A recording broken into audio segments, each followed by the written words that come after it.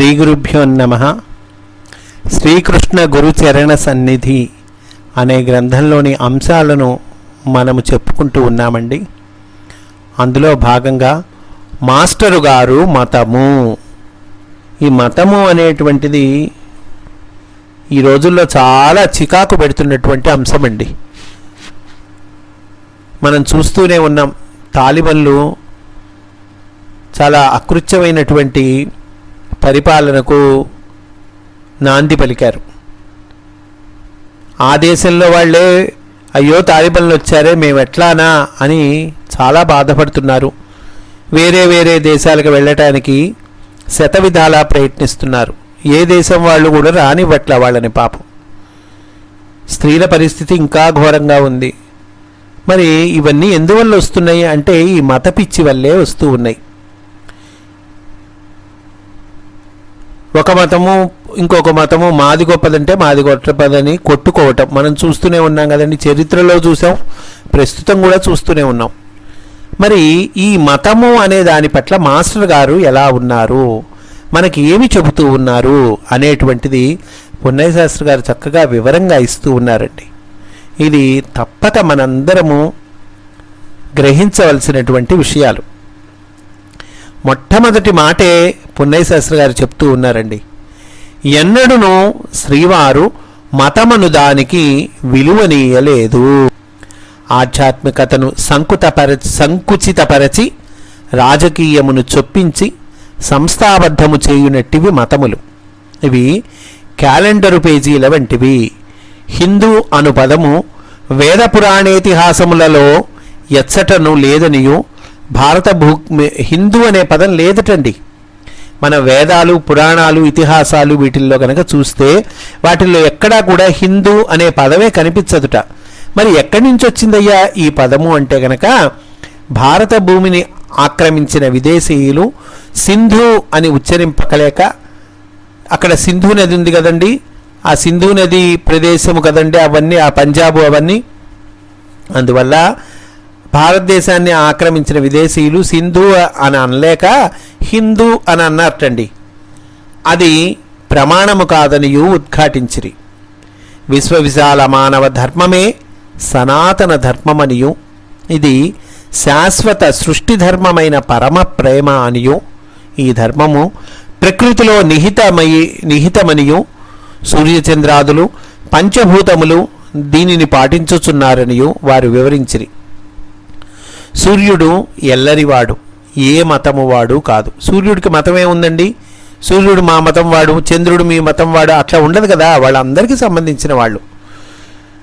అట్లే ధర్మము ఎల్లరిది. వాళ్ళిద్దరూ సూర్యుడు చంద్రుడు అలా అందరి వాళ్ళు ఎలాగో ధర్మము కూడా అందరిది అని అంటూ ఉన్నారు. ఈ సనాతన ధర్మమునే బుద్ధుడు, యేసుక్రీస్తు మున్నగవారు మరల కొత్త రీతులతో చెప్పిరనియు, అజ్ఞానవశమున బుద్ధుని పేర బౌద్ధము, క్రీస్తు పేర క్రైస్తవము, మహమ్మదు పేర మహమ్మదీయము మున్నగో మతనామములను పెట్టి సంకుచితపరిచిరనియు వారు తెలిపిరి. ఇక్కడ జాగ్రత్తగా ఈ వాక్యాన్ని గమనించాలని, చాలా ముఖ్యమైనటువంటి వాక్యము. బుద్ధుడు చెప్పినా, యేసుక్రీస్తు చెప్పినా, లేకపోతే ఇంకోళ్ళు చెప్పినా ఏంటంటే సనాతన ధర్మాన్నే వాళ్ళు చెప్పారు. కాకపోతే ఒక్కొక్కళ్ళు ఒక్కొక్క కొత్త రీతిలో చెప్పారు. కానీ అజ్ఞానంతో మనమేమనుకుంటాం, బుద్ధుడు చెప్పింది మనం ఏం చేశాము అంటే, మన పూర్వీకులు ఏం చేశారు, బుద్ధుడి పేరుతో బౌద్ధం అనే మతాన్ని స్థాపించారు, క్రీస్తు పేరుతో క్రైస్తవం అనేటువంటి మతాన్ని స్థాపించారు, మహమ్మదు పేర మహమ్మదీయం అనేటువంటి మతాన్ని స్థాపించారు. కానీ వాళ్ళందరూ చెప్పింది సనాతన ధర్మమే, ఒక్కొక్క కొత్త రీతిలో చెప్పారు అంతే. వీరి వలలో పడిన కొందరు భారతీయులు హిందూ మతమును అభిమానించుచు వీరావేశము పొందుచున్నారు. భగవద్గీత, బైబిలు వంటివి ప్రపంచము మొత్తమునకు చెందు పవిత్ర గ్రంథములు. ఇవేదో ఒక మతానికి సంబంధించిన గ్రంథం కాదండి, ఇది ఒక ముఖ్యమైన పాయింట్. భగవద్గీత హిందూ మతానికి పవిత్ర గ్రంథము కాదండి, హిందూ మతానికే కాదు, మొత్తము ప్రపంచం మొత్తానికి చెందినటువంటి పవిత్ర గ్రంథం అది. అట్లాగే బైబిల్ కూడా. మాస్టర్ గారు ఒకే సనాతన ధర్మమును మాటిమాటికి బోధించుటకై ప్రవక్తల రూపమున ఒకే వెలుగు దిగి వచ్చుచున్నది. ఆ వెలుగే జగద్గురువు. శ్రీరామకృష్ణ మిషన్, దివ్యజ్ఞాన సమాజము, దివ్యజీవన సంఘము వంటి సంస్థలు ఒకే వెలుగు నుండి వచ్చినవి. యథార్థమైన సెక్యులరిజం, మతాతీత తత్వము వీని యందు ఉన్నది. ఒకే ధర్మమును సంపదకు క్రొత్తగా తలుపులు తెరుచుట జరుగును అంతియే అని తెలిపిరి. స్వామి వివేకానందులు కూడా తాను హిందువునని చెప్పుకొనుటలో సనాతన ధర్మమునకు ప్రతీకగా దానిని ప్రయోగించిరి. అర్వాచీన వీర హైందవావేశ పరులు వాడిన సంకుచితార్థములో కాదు.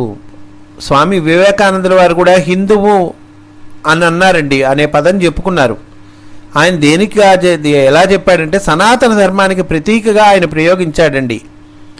అంతేగాని హైందవ ఆవేశపరులు వాడినటువంటి అర్థంలో ఆయన వాడలేదు అని అంటూ ఉన్నారు.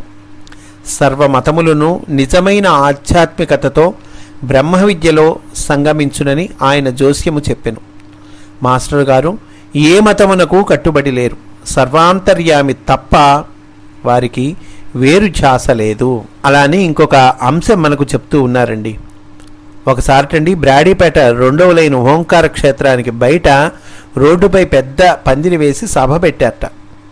వేదికపై నుండి ఒక పండితుడు హిందూ మతం పేరును ప్రస్తావించి దాని గొప్పతనాన్ని చెప్పి మిగిలిన మతాలను ఖండిస్తూ మతావేశమును ఎత్తించేట్లుగా ప్రసంగిస్తూ ఉన్నారటండి. మాస్టారు అప్పుడే పున్నయ్య శాస్త్రి గారిని తీసుకుని ఇంటి నుండి బయలుదేరి ఏదో పని మీద బయటకు వచ్చారట. వారు దారిలో ఈ పండితుల మాటల్ని ఓ 3 నిమిషాలు విన్నారటండి. విని చాలా ఆవేదన చెందారట. ఇంతలో చిరునవ్వు నవ్వి పున్నయ్య శాస్త్రి గారితో ఇట్లా అన్నారట, ఇటివారు ఊరక ఎవరి మతమును వారు పొగడుచు ఇతర మతములను ఖండించుచు కలహమును పెంచుచున్నారు. దేవుడు ఏ మతమునందును పక్షపాతము కలవాడు కాదు. ఎచట 10 మందికి ముఖ్యముగా సామాన్య జనులకు దీనులకు మేలు సేవ జరుగుచుండునో అచట ఆయన వెలుగు అధికముగా ప్రకాశమానమగుచుండును. క్రైస్తవమును ఊరక నిందించి లాభము లేదు. ఏ నెపముననైనను క్రైస్తవమున సామాన్యులకు సేవ జరుగుతున్నది. క్రైస్తవంలో సామాన్యులకు సేవ జరుగుతోంది, అది కారణం ఏదైనా కానీ. కావున క్రైస్తవము పెరుగుచున్నది.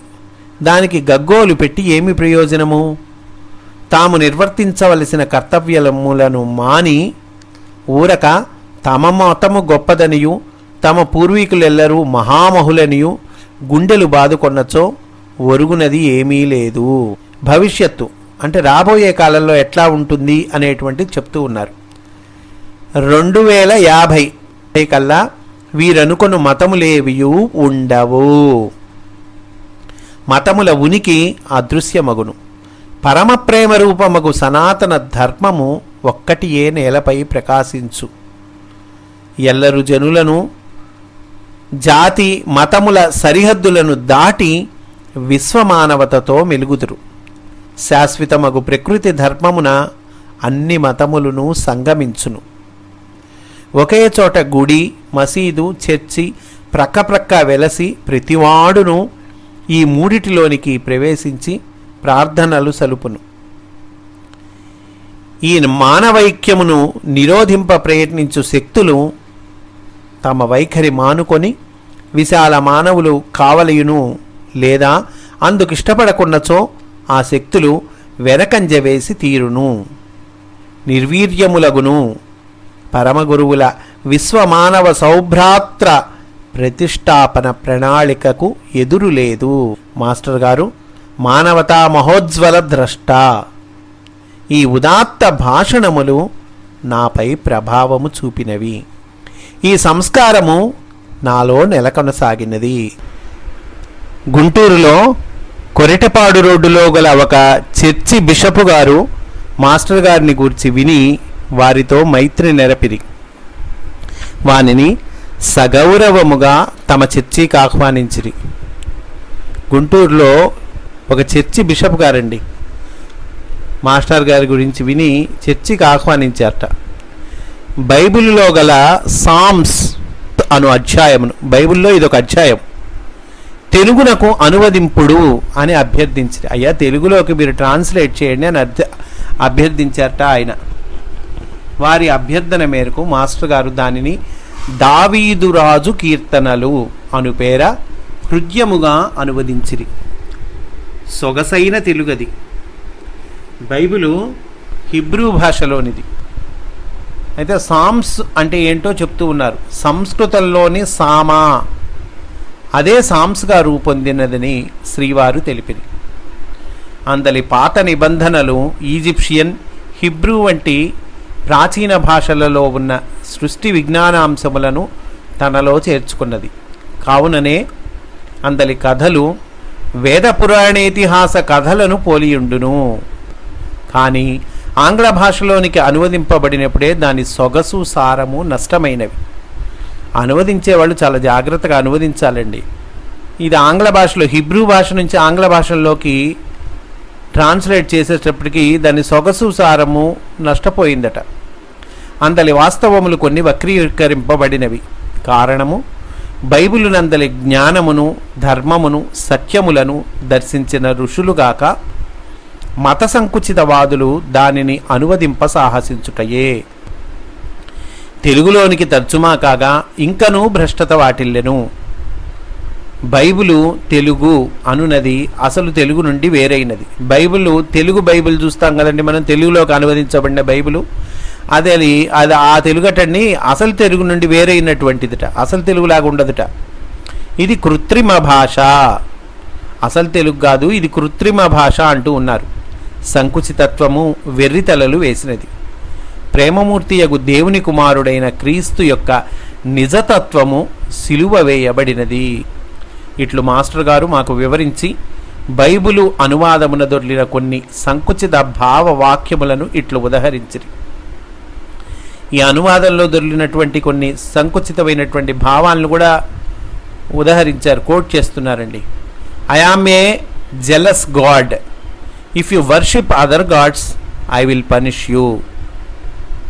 అంటే అర్థం ఏంటంటే, నేను అసూయ గల దేవుడను, మీరు ఇతర దైవములను పూజించినచో మిమ్ము శిక్షింతును.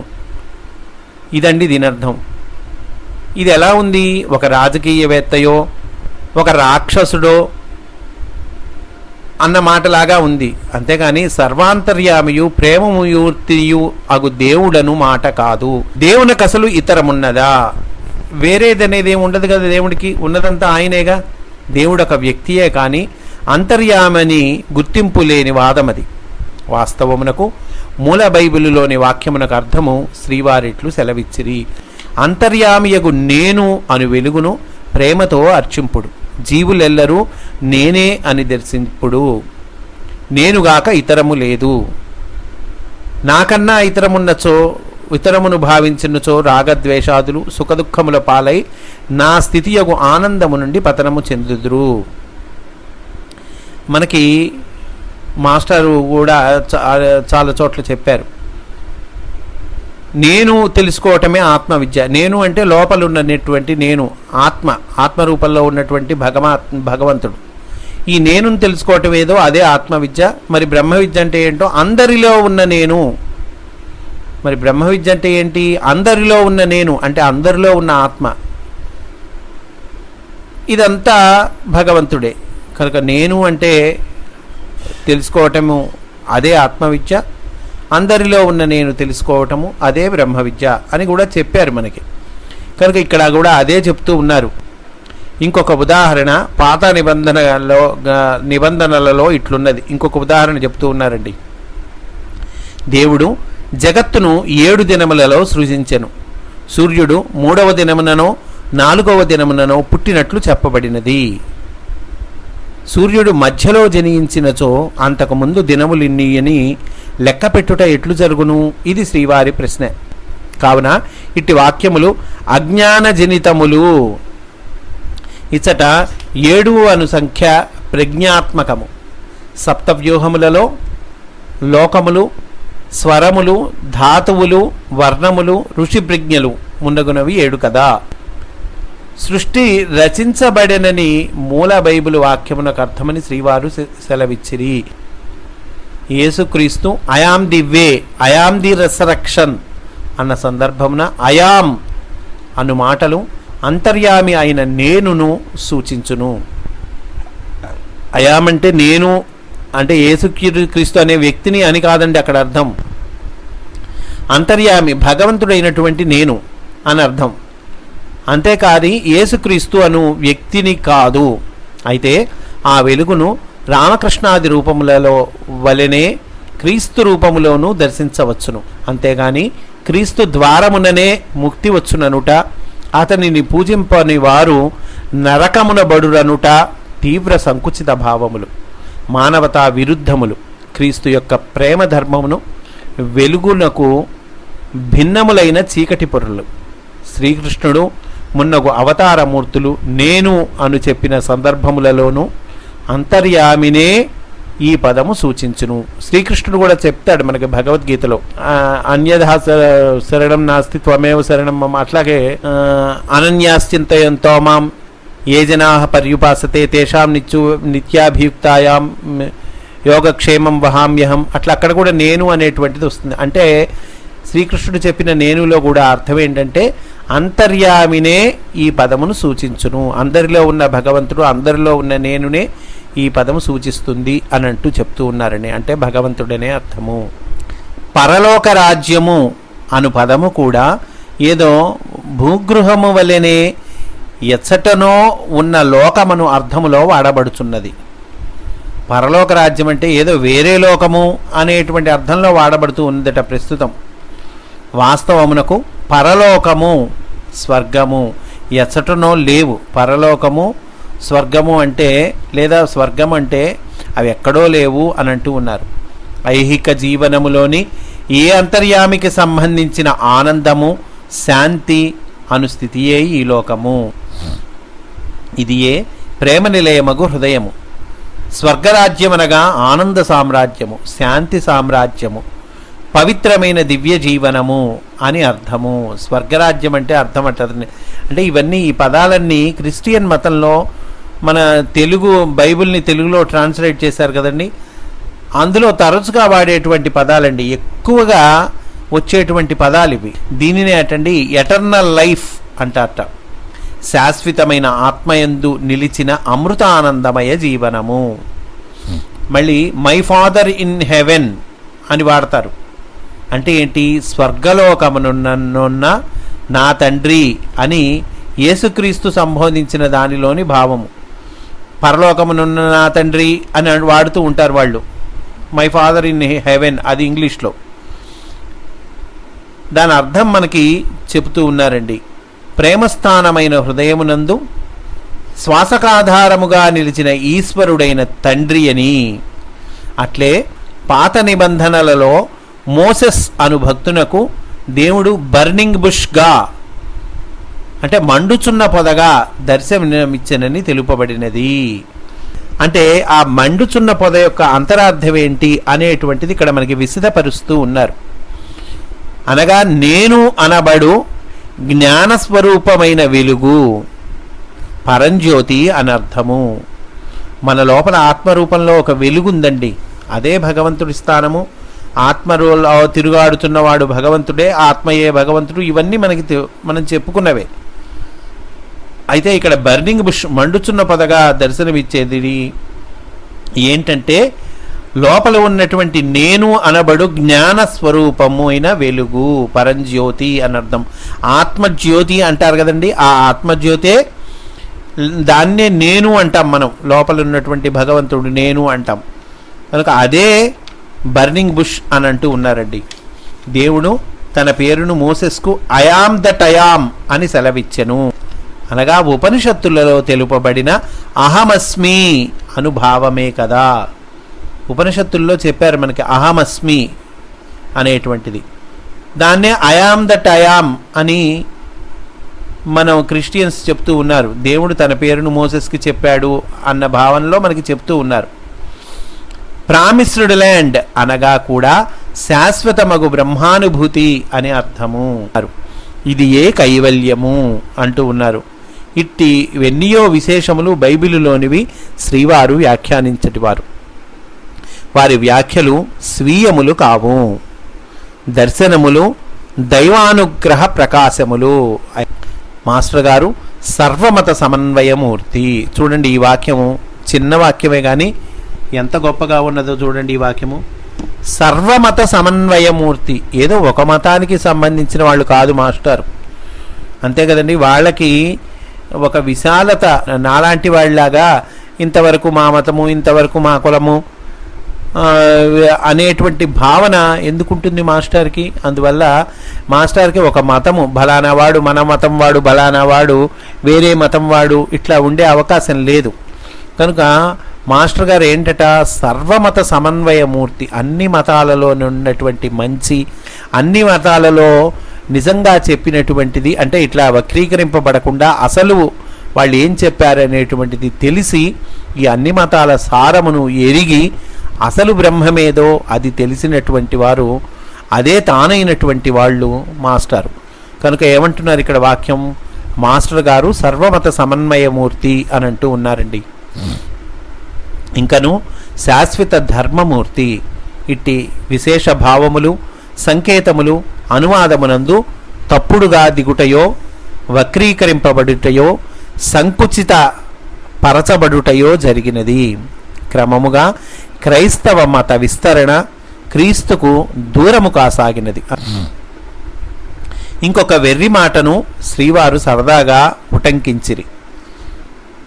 మనకు క్రిస్టియానిటీలో ఒక ఆచారం ఉందండి, ఒక పద్ధతి, ఒకటి సంప్రదాయం ఉంది. ఏమిటది? 6 దినములు పాపమాచరించి 7వ దినమున చర్చికి వెళ్ళి బిషప్ గారి చెవులలో తమ దోషమును ఊది మమ్ములను క్షమించుడని వేడగానే అది తొలగిపోవుననుట ఎంతటి విడ్డూరము అంటూ ఉన్నారండి. ఇది మనం చూస్తూ ఉంటాం, ఇప్పటికీ ఉన్నట్లుంది ఇది. నువ్వు ఏ పాపాలైనా చేయి, తర్వాత కన్ఫెషన్ అంటారు దీన్ని. తర్వాత నువ్వు ఒప్పుకొని మన బిషప్ గారి చెవిలో చెప్పి నువ్వు పశ్చాత్తాపడితే క్షమిస్తాట భగవంతుడు, అంతటితో ఆ పాపము తొలగిపోతుందట. ఇది ఎంతటి ఆశ్చర్యము అని అంటూ ఉన్నారండి. ఏమిటి ఇట్లా తొలగిపోవటము, చాలా ఆశ్చర్యంగా ఉంది కదా అని అంటూ ఉన్నారు పున్నయ్యశాస్త్రి గారు. దేవుడనగా పాపఫలములను వదిలించి మరల ఎన్ని పాపములనైనను చేయుటకై లైసెన్సునిచ్చువాడని భావించుట అయుక్తము. దేవుడు వర్గ రాజకీయవేత్త కాదు, లంచము గ్రహించి పక్షపాతముతో తీర్పునిచ్చు జడ్జి కాదు. పాపాచరణము చేసిన వాడైనను పశ్చాత్తాపము చెంది దేవునకు శరణందినచో అంతర్యామి సన్నిధి వలన ఇకక పాపము చేయవలెనను వాసనలు క్రమముగా తొలగుననియు, అనగా పాపవాసనలు కడుగబడను అనియు అర్థము. తమ తమ మతములలో చేరినచో పాపఫలములను అనుభవింపక్కరలేదను ప్రచారముతో మత వ్యాప్తికి గాను కొందరు రాజకీయ పదమును పన్నిరి. ఇందులో ఆధ్యాత్మికత లేదు, రాజకీయమున్నదని శ్రీవారు తెలిపిరి. క్రైస్తవులు వారమునకు ఒకరోజు పాప పరిహారమును యోచింపగా, కొందరు హిందువులను వారు పగలు చేసిన పాపము పగలే, రాత్రి చేసిన పాపము రాత్రియే తొలగుగాక అని జోడించిరి. మనం చూస్తూ ఉంటాం, యదహ్నాత్ కురుతే పాపం తదహ్నాత్ ప్రతిముచ్యతే, యద్రాత్రియాత్ కురుతే పాపం తద్రాత్రియాత్ ప్రతిముచ్యతే. దీనికి అర్థం కూడా మన వాళ్ళు చెప్తూ ఉన్నారు. కొందరు హిందువులు అనబడి వాళ్ళట ఇది పగలు చేసిన పాపం పగలే, రాత్రి చేసిన పాపం రాత్రియే తొలగుగాక అని జోడించారట. గాయత్రి జపముతో పాపఫలానుభవము తప్పుననుకొనుటలో వీరు 2 ఆకులు ఎక్కువ చదివిరి. పాప ఫలానుభవము అంటే పాపం చేసి ఆ పాపము యొక్క ఫలాన్ని అనుభవించటం అనేటువంటిది తప్పించుకోవచ్చు అని చెప్పటంలో ఈ హిందువులు 2 ఆకులు ఎక్కువ చదివారటండి. పాపవాసనలు క్షయించినే కానీ పాప ఫలము అనుభవింపక తప్పదు. పాప వాసనలు అంటే బంధము అనేటువంటిది అది క్షయిస్తుంది, అది నశిస్తుంది, కానీ పాప ఫలము మనం అనుభవించక తప్పదటండి. కర్మఫలము వేరు, కర్మ బంధము వేరు అని అంటూ ఉన్నారు. పాపవాసనలు తొలగటం అంటే ఏంటి? మళ్ళీ ఇంకోసారి పాపం చేయకుండా ఉంటాం. అంతవరకు అయితే జరుగుతుంది భగవంతుడిని ప్రార్థిస్తే. కానీ అది వరకు చేసిన పాపం ఉంటుంది కదా, దాని ఫలితం అనుభవింపక తప్పదు అని అంటూ ఉన్నారండి. మాస్టర్ గారి దావీదురాజు కీర్తనలు భారతమిత్రము అను పత్రికలో ముద్రింపబడినవి. తర్వాత అవి ఒక పుస్తకముగా వెలువడినవి. ఇంకొక సంఘటన శ్రీవారు మాకు తెలిపినది ఇచ్చట ప్రస్తావించుట సందర్భోచితమను కొందును.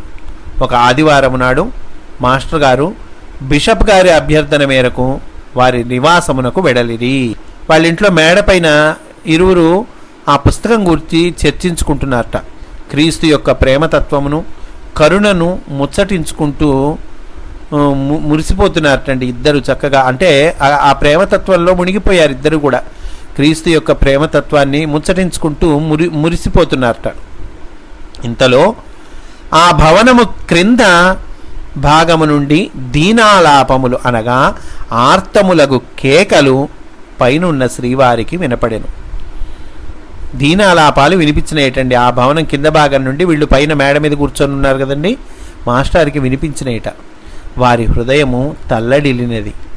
బిషప్ గారిని ఇది ఏమి అని ప్రశ్నింపగా ఆయన అవి చంపబడుచున్న కోడి యొక్క కేకలు అని తెలిపెను. మాస్టర్ గారు ఎంతయో ఆవేదనతో ఇట్లు ప్రశ్నించిరి. ఇప్పటి వరకు మనము క్రీస్తు యొక్క ప్రేమను కరుణను గూర్చి సంభాషించుచున్నాము కదా. యేసుక్రీస్తు సమస్త జీవులను ప్రేమించెను, తోటి జీవులపై కరుణను కురిపించెను, వారి బాధలు తనవిగా భావించెను. వారి భావములను ప్రచారము చేయు మీరు కోడిని చంపుటను ఏల అనుమతించిరి. జంతువులకు ఆత్మలు లేవు కావున వానిని వధింపవచ్చును. ఆయన సమాధానం చూడండి, బిషప్ గారి సమాధానం. ఇక్కడ బ్రాకెట్లో పుణ్యశాస్త్రి గారు వివరణిస్తున్నారు. మరి ఆత్మ లేకున్నచో చైతన్యము ప్రాణము పనిచేయుట ఎట్లు? ఆత్మ ఉంటేనే కదండి చైతన్యం అనేటువంటిది జరిగేది. మరి ప్రాణం పనిచేసేది కూడా ఆత్మ ఉంటేనే కదా. మరి ఆత్మ లేకుండా చైతన్యము ప్రాణం ఎట్లా పనిచేస్తాయి? కనుక చైతన్యము ప్రాణము పనిచేయట్లా. సరే, అది పక్కన పెట్టినా కూడా ఆత్మ లేకపోతే ఆకలి ఎట్లా ఉంటుంది? ఆకలి ఉండటం కూడా ఆత్మ వల్లనే అని అంటూ ఉన్నారండి. తమకిష్టమైన మాంసభక్షణమును సమర్థించుకొనుటకు ఇట్టి వాదమును కల్పించుట చూచి శ్రీవారు వెరగంతిరి. ఇంగిత జ్ఞానమునకు విరుద్ధమైన ఈ వాదనమునకు వారికి నివ్వెరపాటు కలిగెను అని అంటూ ఉన్నారు పున్నయ్యశాస్త్రి గారు. ఇట్టివారు ఏ దేశమునందైనను కలరు. కొందరు యాగముల పేరిట పశుహింసను ప్రవేశపెట్టిరని శ్రీవారు చెప్పేవారు. అశ్వమేధమనగా అశ్వమును పెంచుట, దానిని దయచూచుట. వేదకాలము నాడు క్రతువులందు పశుహింస లేదు. దున్నపోతును గొర్రెను బలియుచ్చుట, మనిషినే బలియుచ్చుట కొన్ని తాంత్రిక గ్రంథములందు కలదు అందురు. గొర్రెను బలియుచ్చుట అనగా మనలోని మకురుతనమును జగన్మాతకు బలియిచ్చుట. దున్నపోతును బలియిచ్చటం అనగా మనలోని మొండితనాన్ని బలి ఇవ్వటము అని అంటూ ఉన్నారండి. ఇవన్నీ సంకేతార్థాలని చెప్తూ ఉన్నారు. చివరకు మనిషిని బలియిచ్చుట అనగా మనిషి తనకు తాను జగన్మాతకు సమర్పించుకొనుట అనగా తన జీవితమునంతయు సంఘజీవుల రూపములోని అంతర్యామికి నివేదనముగా సమర్పించుట. పశువులనగా మనము త్రాళ్లతో వలె బంధించు ఇంద్రియ భోగ లాలసతలు. పశువులంటే ఏంటి? ఇంద్రియ భోగ లాలసతలు అంటే అవి ఏం చేస్తాయి? ఆ ఇంద్రియ భోగ లాలసతలు మనల్ని తాళ్లతో బంధించి వేస్తాయి. వీనిని విడువవలెనని ఋషుల బోధ. మద్యము త్రావుట అనగా జగన్మాత పావన నామమును గానము చేయుచు ఉన్మత్తుడగుట. శ్రీరామకృష్ణుడు ఇట్లే జగన్మాతను ఆరాధించిరి. అంతేగాని ఎల్లరకు అమ్మయగు అమ్మవారు తన బిడ్డలకు జీవులను బలికోరునా? అమ్మవారికి బలి ఇచ్చాలి, అమ్మవారికి బలి ఇవ్వాలి, అమ్మవారు అప్పుడు సంతోషిస్తారు అని అంటారు కొంతమంది. కానీ ఇక్కడ కామన్ సెన్స్గా మనం ఆలోచిస్తే ఏంటండి, ఎల్లరకు జగన్మాత, అందరికీ తల్లి జగన్మాత అమ్మవారు అంటూ ఉన్నాం కదండి. మరి అందరికీ తల్లి అయినప్పుడు ఏ తల్లి అయినా సరే తన బిడ్డలను చంపుకోవాలనుకుంటుందా? తన బిడ్డలను చచ్చిపోతే నాకు ఇష్టం అని అంటుందా అండి? అనదు కదా. సంఘ వ్యవస్థ పరిణామమున క్షీణదశలో ఇట్టి హింసలు క్రతువుల పేర చేరినవి. ఇలాంటి హింసలు అదేదో ఒక క్రతువు పేరుతో చేరినేయటండి మధ్యలో. వేద విహితాచారముల నడుమ కొన్ని కల్పితములై ప్రక్షిప్తములై కూడినవి, వీనిని పాటింపరాదు. ఇట్లాంటి ఆచారాలన్నీ ప్రక్షిప్తములు అంటూ ఉన్నారండి. ప్రక్షిప్తములు అంటే మధ్యలో ఎవరో తీసుకొచ్చి జొప్పించినటువంటివి, అంతేగాని వేద విహితమైనటువంటివి కాదు అని అంటూ ఉన్నారండి. ఇది తెలియక కొందరు తాంత్రికోపాసకులు మద్యపానము చేయుట ఎంత చిత్రము. స్వస్తి వాసుదేవ.